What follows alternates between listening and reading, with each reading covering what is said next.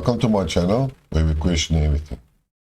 Today's topic is politics and comments from an external observer of the American midterm election. Now let's start off and say I am no expert of US policies, nor do I know any of the internal policies and politics of America, so don't quote me on anything. And I know that a lot of Americans are sensitive about their politics and whether you are a Republican or Democrat. And that belief has destroyed some friendships, family members, and what I understand is you can even lose your job if you don't or support the correct political party. But the problem is in America, there are basically effectively only two parties. That's the Democrats and the Republicans. Now, what I would rather like to do is, I don't want to really discuss internal matters, but more the American politics from the view of an outside observer. If you remember, I live in South Africa, and I've done it for a very long time. But I have been interested in world politics. So, yes, I can see the influence America does play in world politics, and it's very dominant. And basically, if you really want to state it like, America is a dominant country in the world, and it has significant impact on the people in the rest of the world, as well as in South Africa. So, don't make a mistake. What happens in America does happen, or has an influence on South Africa as well. America also has the biggest military in the world, and it possesses the world currency, reserve currency. And again, it makes us all dependent on what's happening in America itself. So elections are semi-important for us, but it's more the foreign policies of America that influence us, and some of the monetary or financial aspects. Yes, you can say that. I mean, a lot of pension funds in Africa do invest on the American stock exchange. Well, not everybody, but I also do it in Europe and in Japan. But the American stock exchange is still the dominant investment location, if you want to call it like that. And because it influences everybody of us, we have very high expectations of American leadership. But unfortunately, that respect for admiration has waned in recent years, because we have noticed, as an external observer, many funny things happening actually. We could see that America is not a democracy anymore, and the government is controlled by big money and corporate interests. If you look at the amount of money that goes into each election, it rises every year. And if I could remember correctly, Obama spent like $2 billion on his election. So surely, from any point of view, money must control and influence the politicians at the end of the day. It doesn't matter how there's no lunch, there's no such thing as a free lunch. And there's always payback. We can even see it in our own country with the ANC, who had to make paybacks as soon as they came onto the scene and took over the government in South Africa in 1994. And as typical it usually is, it's usually a weapon transaction, where a new country or new government buys weapons. For what purpose? We never understood that, but hell, well, let me see. 28 years later, none of that stuff works anymore. But that's a topic for another, maybe. I don't do videos about South Africa itself. But what we do, going back to America, is what we expect from America is to choose a proper leader. You have to elect a proper leader, and that has not happened. What we have seen is, let's start off, we always have to start from one point on. I can go back ages, but in the 50s, 60s, America still had good leaders, or it's at least sensible leaders. But that has changed. And let's start off with 2020, 2000 years, the century turnover, and then we had George W. Bush, and then the idiot, and then we had the lying Obama, and then we had the clown Trump, and now we have the senile Biden. And I'm very sorry to say that, but that is unfortunately true, whether you would like to acknowledge it or not. Now, how can any country such big and such influence as America select such leaders who have the fingers on the button of one of the largest nuclear arsenals? And how can they allow these people to control the fate of the world? It just doesn't make sense. You can look at George W. Bush. He was as dumb as can be. Intelligence was not his strong point. And when he smiled, you can actually, it reinforces that belief. I mean, I couldn't stand that man's smile, because it just showed idiocy in every pore from his face, but in any case. And then we have Obama, first black president, probably about wokeness, or he was fairly woke at that stage, but the word wokeness hasn't existed yet. But I believe he was a fairly clever man. But the problem with him is that he lied consistently. You can read his face in every aspect. You can see it in his eyes. If you look in his eyes, you know that he's behind those eyes and said, I know that you know that I'm lying, but I'm still going to lie. That is how Obama was. And then he was also a Nobel winner for peace. And then it turned out to be the only president that was the most warlike and had wars, or America had external wars for his whole presidency of 8 years. And then I don't even want to talk about, people like Ron Paul and Bernie Sanders, which I thought were reasonable people, but they were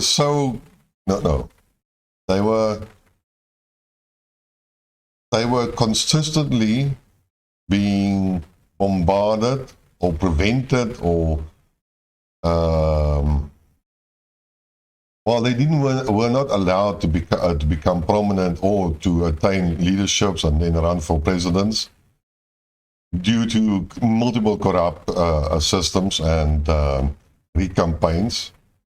So for me, Ron Paul was a very reasonable person, and he would have made a good president, but that was unfortunately not allowed by the so-called deep state. Bernie Sanders had a lot of support.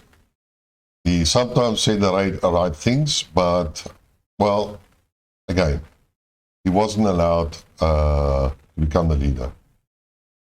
And for us in the outside world, we could clearly see that it was a rigged system.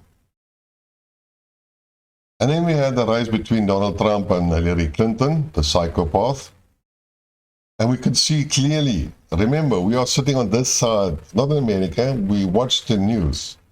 So, and we have no skin in the game, so we're not emotional about that. We don't take sides or anything like that. We just observe. And, we could see all the things that Hillary has done. And she should have been locked up after that presidential race, but nothing happened. I mean, and the rest of the world saw that. It's not that it wasn't visible. You didn't have to read the American commentators. It was visible for anybody to see it. And, Trump was then elected, in spite of every effort that was made by the deep state to help Hillary Clinton to become president. And luckily that failed. And then Trump, unfortunately, well, in my opinion, fortunately, became the president of America.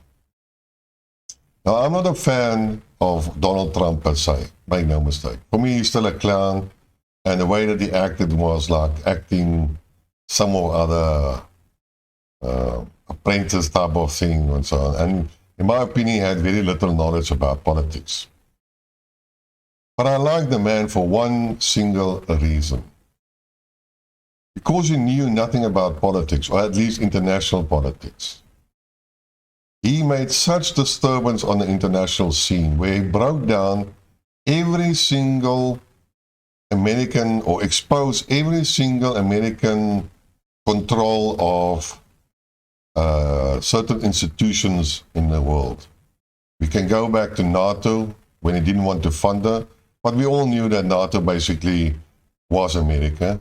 World Bank, the IMF, trade agreements, everything.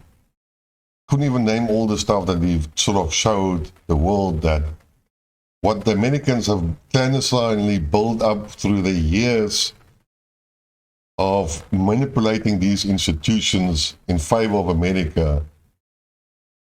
Donald Trump exposed every one of them. And finally, he showed America's true colors. And then, what the heck, what did the buffoon do? And then he cancelled the JPCOA with Iran, the agreement. And he showed again that the Americans cannot be trusted. I'm sorry for the American viewers. It's unfortunately unfortunate, but I'm sure that you are mature enough to recognize it. Because every single agreement and treaty and so on America has done, they have backtracked and went against their word. And then in any case issued another sanctions against Iran and so on. What bothers me sometimes is that, certain commentators always say that these politicians make these type of decisions in order to favor their own re-elections or chances for re-election. That's very like selfish type of action. But unfortunately, I don't always agree with that. Sometimes people just do these things because that is what they believe, and that should be done. In any case, well, the world watched, and we saw. And that's why we are where we are today now. But what happened during the Trump years, from an external point of view, is that the Democrats destroyed the bastions of democracy while what was left in America, and they destroyed their own constitutional bodies, if you want to call it. I mean, the whole matter about the Supreme Court appointees, and they violated human rights, but they didn't care. I can't even remember because that was some time ago, and like I said, I don't watch it in detail. But the general feeling I got, or general view that I got, is that they were destroying their own democratic principles and institutions. And they did this all because they didn't want Trump as a president. They did everything possible, the Democrats, to destroy him, even by destroying themselves. So again, the world watched, and they saw. And then we had the next election, and Joe Biden became president. Again, the world watched, world saw. They saw the rigging of the voting systems. It's a one way, then Trump is still in front by a huge margin. And then suddenly the postal votes come in, and there goes Biden, and he passes from a deficit right past Donald Trump, and then having a huge surge above it, just by the use of postal votes. I'm sorry, statistic doesn't work like that. it's impossible for that to have happened. So something must have been going wrong. Something was rigged. Now, there are a lot of American commentators that do discuss it. And if you want, you can go and read them. I'm not that much interested. For me, it was a clear sign that the election between Trump and Biden was rigged. And everybody had the right to go and protest against that. And then we had the event of 6 January. And then you see the overreaction of the American state. And again, show that democracy has ended a long time ago. And again, the world watched and the world saw. But now we get to the midterm election. Since I understand they're not finished yet, there are still some outstanding votes and etc. and so on. But the general trend has been is sort of known. And effectively, nothing has really changed that much. Apparently, the Democrats still retain the Senate by, I think, they have 50 seats at this stage, and the Republicans have 49. And also, the Republicans are in front with 111 seats in the House of Representatives, and the Democrats like 104, I believe. So it looks like the Republicans going to take the House. But it's a very close type of election, and well, we haven't seen the red wave as everybody predicted.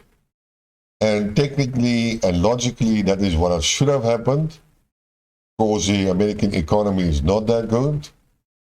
Biden is a senile president, and everybody can see that.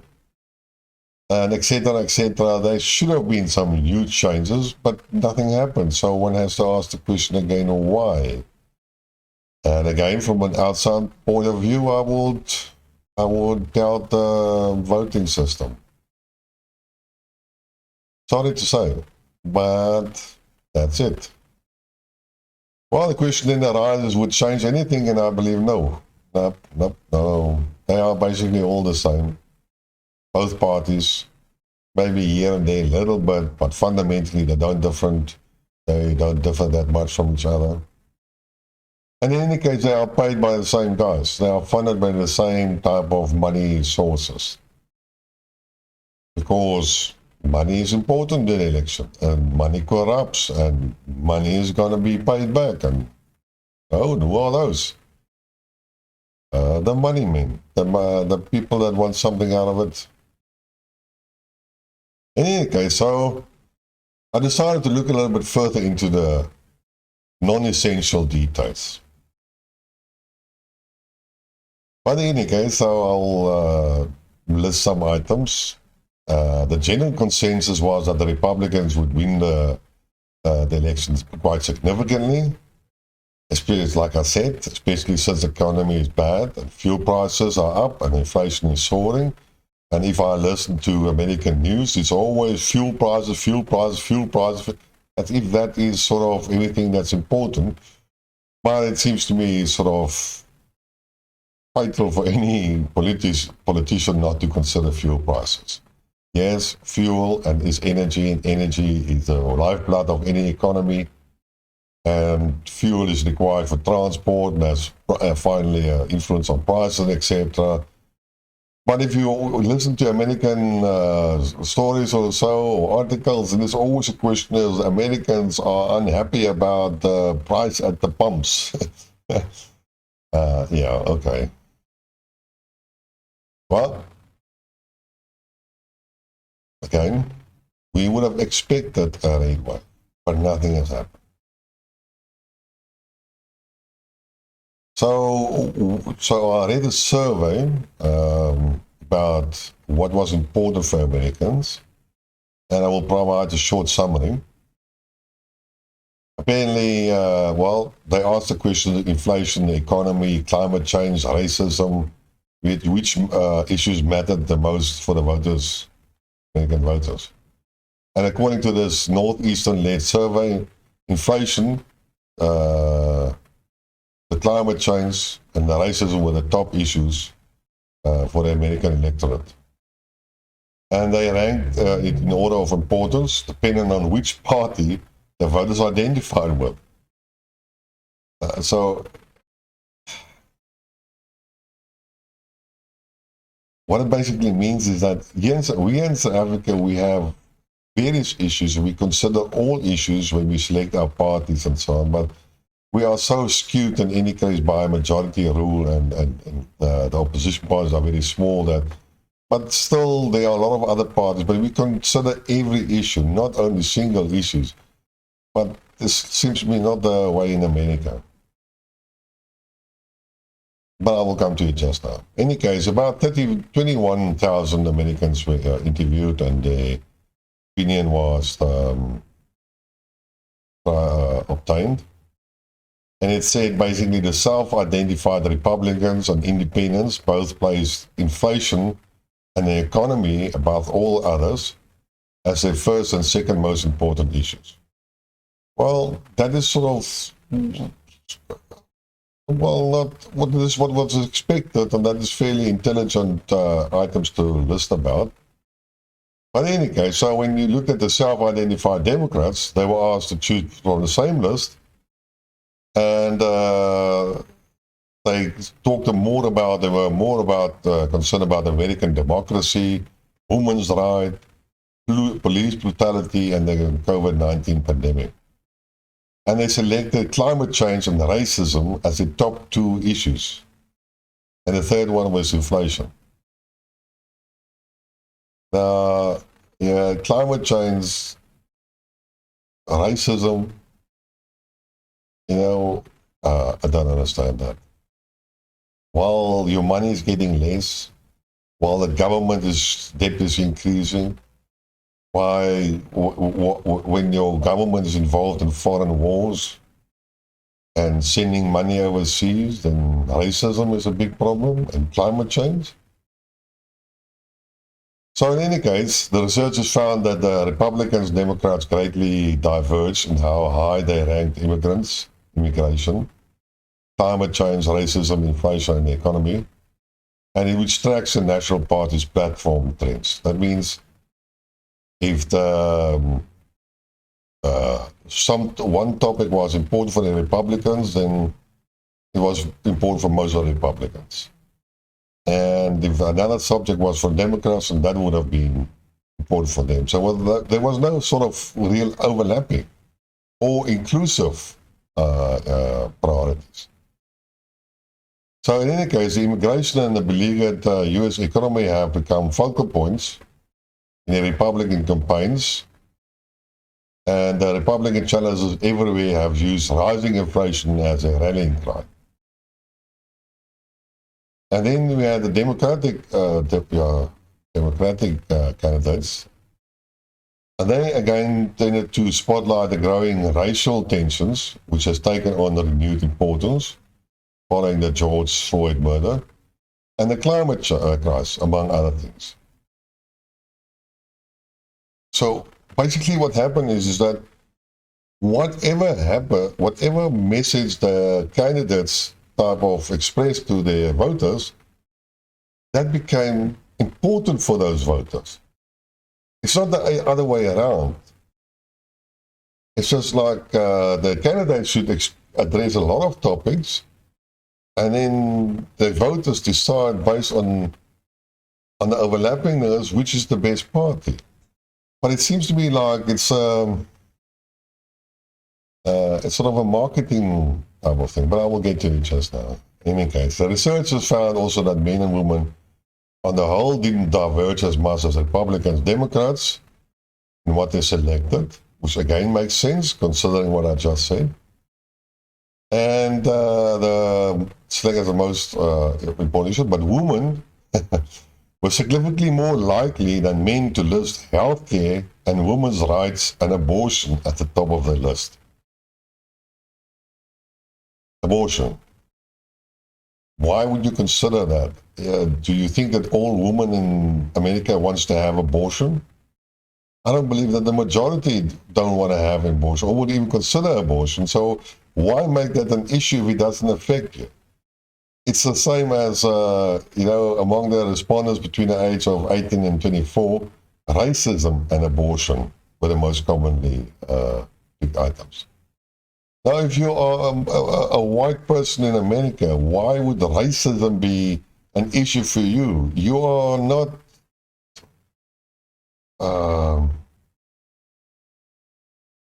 you don't see the effect of racism.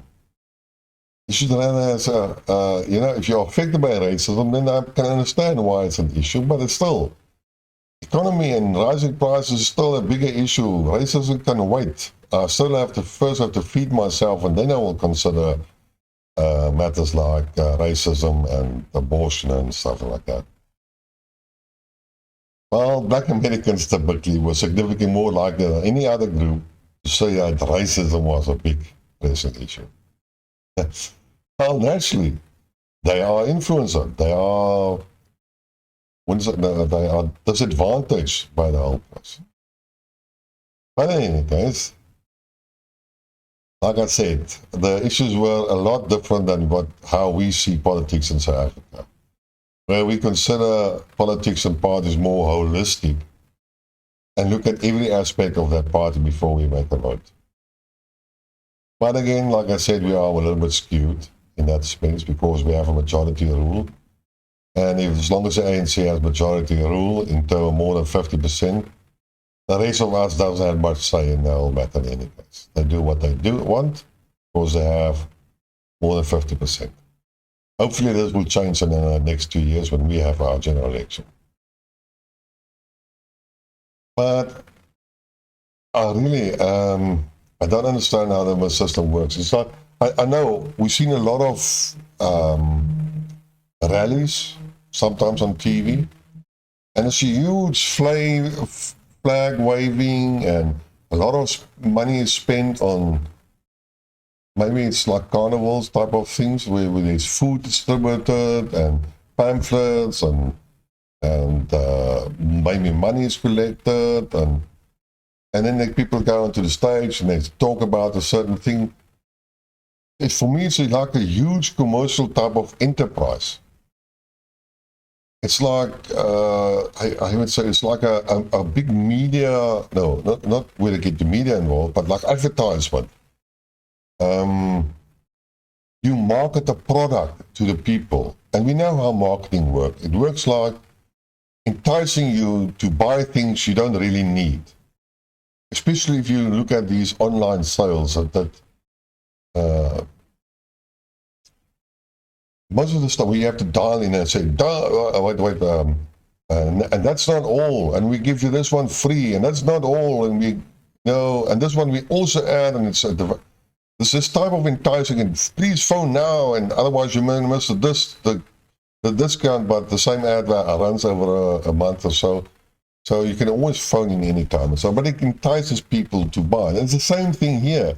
It's like an advertisement campaign, brainwashing the voters in order, like selling a product, in order for those people, like advertisement for products in a similar way, to go and vote for me. And that is why you see why the Republicans' priorities are not the same as the Democrats. And the topic that they consider as important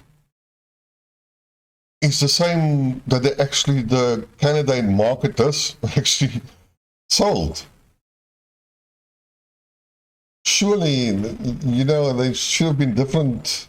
Voters should have different opinions, but how can I say about that? It doesn't look good for me.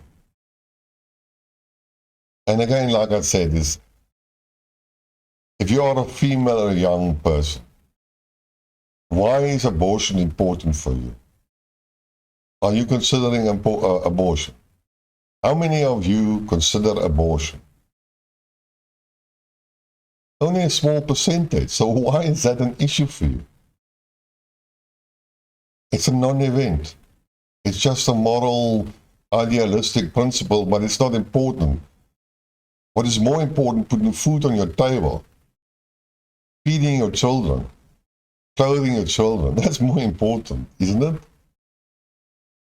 And if you are white, then why do you care about racism?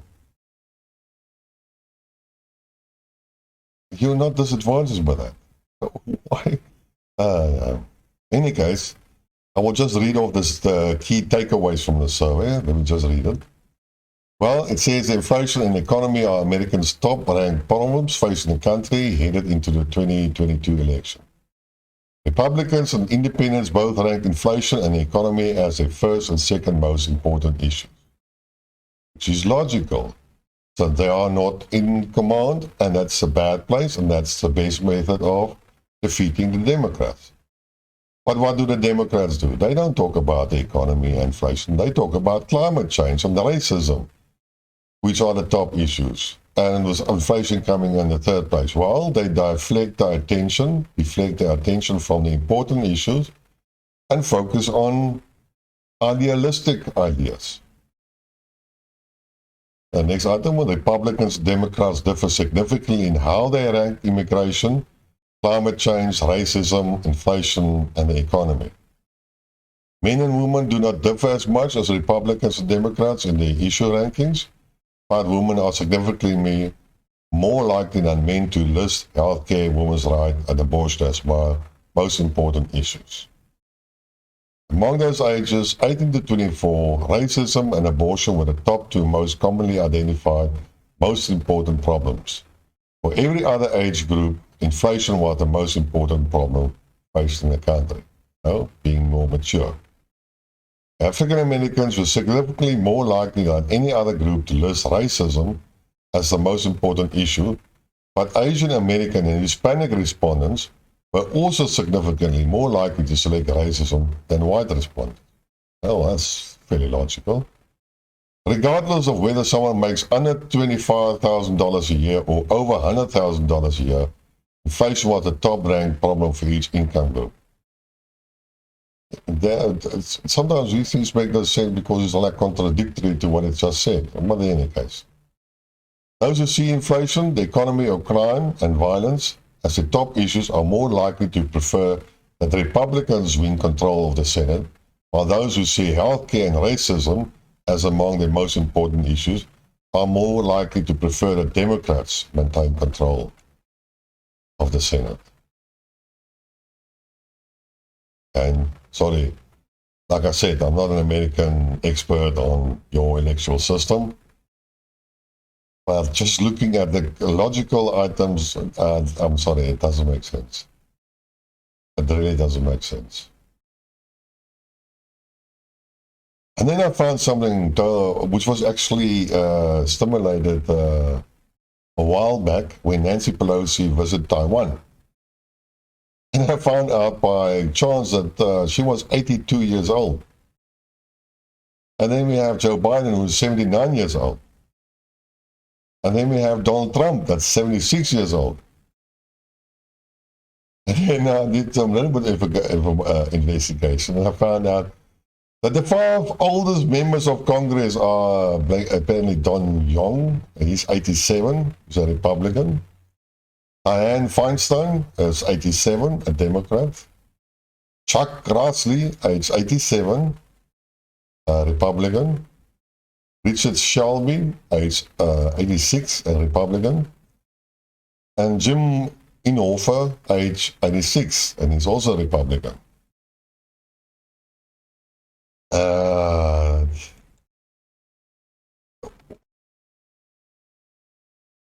Americans, what is wrong with you people? Why are you voting such old people into powerful positions? Seriously, what is wrong with you? In any case, I went there and I Googled the age of all the senates and members and the House's representatives. And I found out that, in the House, there's more than 126 members are older than 65. That's past the retirement age. And in the Senate, there were 45 members. They were older than 65. And there were a lot of people that are in their 80s. I think, let me see here, 5 now in the 80s. 10, ooh, but 18, more 20 of them were sort of in their 70s. And look at the house. Yeah, no, there's about 8 or so. They are, oh, no, 12 of them older than 80. And, yo, like, ooh, no, 40, more than 40 of them older than 70.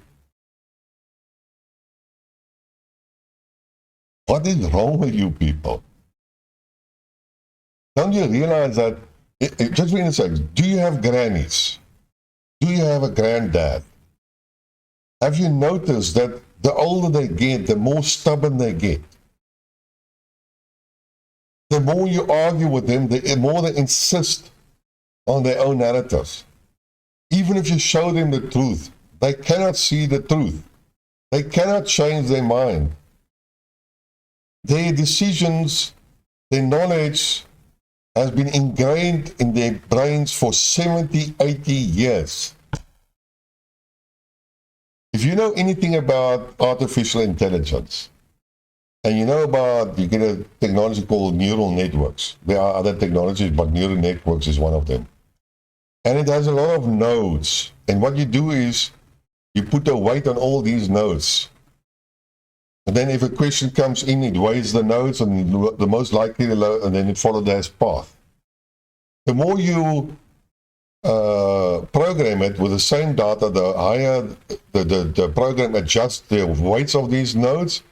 And, you know, in order to, you feed them a lot of the same data, and then they make the choices, and then they increase or decrease the weights so that the path that it follows for a certain answer is sort of emphasized.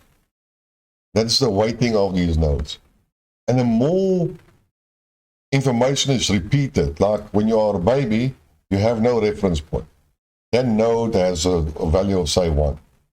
And if you show it an apple, and it has to recognize, you tell it's an apple, and this is an apple, then that weight will now change to 0.99. And if you show a second apple, it says 0.08, and so it goes on. So when you're 10 years old, you know what an apple is, and you have a confidence that that is a path it will follow, and will correctly identify that apple. Now, if you are 70 years old or 80 years old, then that information has been gone so many times through your systems that the weight of these nodes in your brain has become so stable that it's impossible to change that. I wonder if I can explain it correctly. If you don't ask some questions, but that's more or less the basic principle. That is how our learning process works in terms of artificial intelligence. So the older you get, the more you cannot change your way. That's why I ask you, if you have a granddad or a granny, have you seen how difficult they get, the older they get? And when they're 70, 80 years old, they don't want to hear anything. They are stubborn. And that is why old people are so difficult, because they cannot change their way. And now you have leaders in your government, a huge amount of people that are actually way past their prime time, and they cannot change. And that is why we have this stupidity sometimes of decisions being made in the world, like now we have with Ukraine. They just cannot see that the Ukrainians are losing. They just cannot believe that the Russian economy has not collapsed. To have the same with Korea. You could have a long time made peace in North Korea and South Korea. You could have resolved the issue a long time ago by giving the Russians their security guarantees and never started the war in Ukraine. Because you got old and senile leaders, that's why they make the decisions. That's why Nancy Pelosi went to Taiwan. She didn't want to accept no for an answer because she's old and she cannot change her way. And she believes she is right. That's how it works.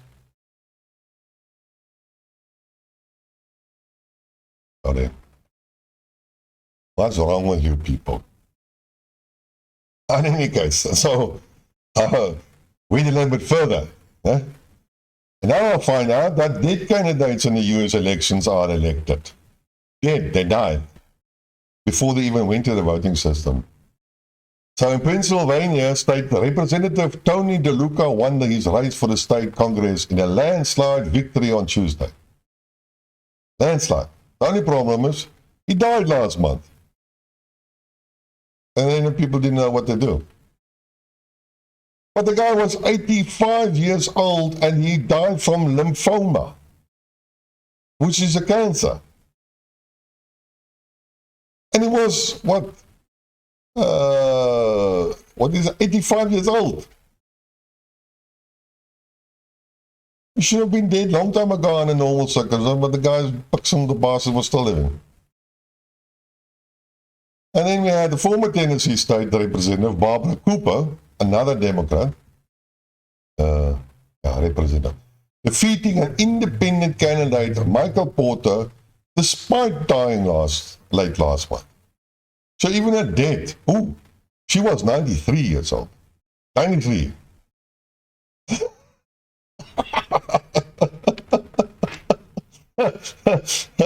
Really, people, you make me laugh. And she died of cancer in September. And then we had post-human. The guy was already dead. Victories aren't entirely uncommon in American politics, with one occurring earlier this year when Palmer's Texas voters chose to re-elect a deceased mayor who perished shortly before the election. And then North Dakota State Representative David Andal also won over a long-term incumbent in the Republican primary of 2020, weeks after his death. And while Wyoming state lawmaker Roy Edwards died just one day before winning a race unopposed the same year. I'm sorry, I have to say it. There's something wrong, something seriously wrong with the voter system in America. You are not a developing country, you are a developed country. And surely, I can understand the legal implications that if somebody dies before the election, though, then you cannot, I understand there is a law that you cannot change the ballot, it has to be fixed 1 month before the election. I can understand that. And then the guys go to the voting booth and they deliberately vote for these deaf people in order to enforce a new election in the coming weeks. I can understand that. But the question is why? Like I said, you are a developed country. Surely you could have changed your laws by now, your voting laws, your election laws by now, and write in a special paragraph that should one of the candidates in a race die before the day of the election, then the election must be postponed. Surely that's the right way of doing it. It's not that difficult. So why haven't you done it? Now you force the people to go vote and flipping for dead people just to ensure that there's another election because the system doesn't allow it. And then you re-spend all this money again and you're basically wasted. You're inefficient. I'm sorry. There's something wrong, something seriously wrong with American politics. In any case, that's my story for today. I hope you had a good laugh because I had. Spread the word, share the link, and until next time, cheers.